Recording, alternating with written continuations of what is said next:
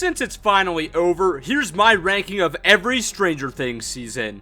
And after you hear mine, let me know yours in the comments. So starting off in last place, I got season 5, to the surprise of genuinely no one. Again, I do not hate this season nearly as much as some others do, but this season just has the worst writing, the worst pacing, an incredible amount of plot holes, and tons of events that just made me go, really? Still though, I wouldn't call this a bad season, as it still had great moments, and Jamie Campbell Bower's performance is amazing, but it's by far the weakest season of the show. In 4th place though, I would put season 3. There are a lot of things with this season I think are amazing, like the Starcourt Mall setting, Steve and Dustin's friendship is at its best here, the introduction of Robin, and I actually enjoyed pretty much everything about the Mind Flayer plot and thought Billy was actually a good villain, which I know may be a hot take. But this entire Russian plotline was just so dumb. The plot of it is terrible, but I can't say it's not entertaining when literally all the best characters in the show are involved in it. But truthfully, looking back, this could have easily been a good final season for the show.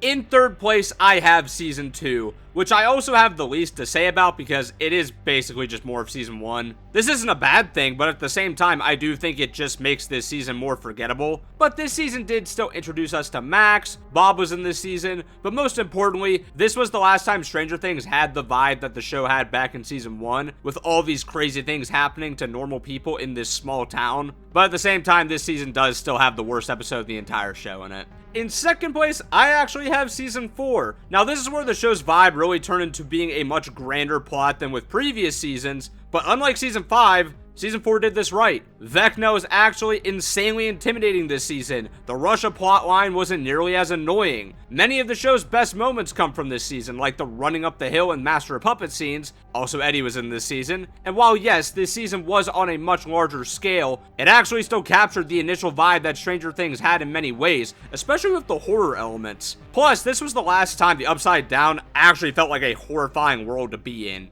Genuinely, if season 5 was just more of this, it might have actually been good.